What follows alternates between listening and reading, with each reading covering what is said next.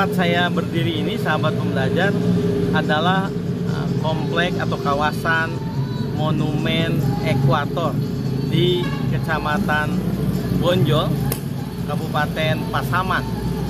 Nampak di sebelah sana gedung monumen, lalu di kejauhan itu ada yang bulat itu, dan kemudian ada jalan di atas itu seperti penyeberangan. Itu adalah di bawahnya garis ekuator yang memisahkan antara, saya berada di kawasan utara bola dunia, jadi saya sudah di utara. Kalau Padang, Bukit Tinggi itu di selatan. Garisnya ada sekitar 50 meter di belakang saya.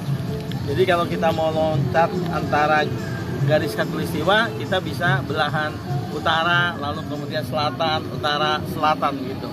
Sahabat, tentu saya sedang tidak mendiskusikan soal letak bumi, geografi, dan seterusnya, ilmu bumi itu. Saya ingin mendiskusikan dalam waktu yang singkat ini mengenai pembelajaran politik hukum setelah paruh waktu pertama. Di paruh waktu pertama kemarin kita sudah mendiskusikan mengenai kedudukan mata kuliah politik hukum dalam kerangka disiplin ilmu hukum, pengertian atau istilah dan pengertian politik hukum, lalu makna politik hukum, kemudian sifat politik hukum. Nah, pada bagian ini sebetulnya sudah juga dibahas sebelumnya, membincangkan mengenai politik hukum. Sebenarnya kita juga mendiskusikan tentang sistem hukum. Saya berulang-ulang mengatakan politik hukum yang saya maksud adalah politik sistem hukum. Sahabat, berbicara tentang sistem hukum Indonesia, di berbagai kesempatan saya mengatakan sistem hukum Indonesia adalah sistem hukum yang terus bertumbuh atau ongoing. Ia belum terbentuk secara langsung dan tidak mungkin terbentuk secara langsung. Indonesia kita bermula dari entitas-entitas kecil, masyarakat-masyarakat yang terdiri dari kesatuan hukum adat, yang kemudian mereka bertumbuh begitu, lalu selain dari masyarakat yang asli begitu dengan kesatuan hukum masyarakat hukum adatnya, di tengah masyarakat kita juga kemudian terbentuk kerajaan-kerajaan, kesultanan-kesultanan yang masing-masing mempunyai cara berhukumnya sendiri-sendiri. Ketika saya membahas mengenai pemerintahan desa, saya juga menyampaikan bahwa desa itu adalah kesatuan masyarakat, termasuk masyarakat hukum adatnya, yang mereka dipersatukan oleh teritorial, sekaligus juga biasanya awalnya dari ke daerah, tidak hanya kedaerahan tapi juga kedarahan. Nah, mereka punya ciri khasnya sendiri, ciri sadesa, cara sadesa, kemudian juga dengan ciri yang khusus juga. Masing-masing desa misalnya punya tatanya yang khusus. Sahabat, di Minangkabau juga ada nagari, ada salingka nagari. Lalu di tempat-tempat lain juga ada masyarakat desa yang mempunyai karakter sistem hukum yang berbeda-beda.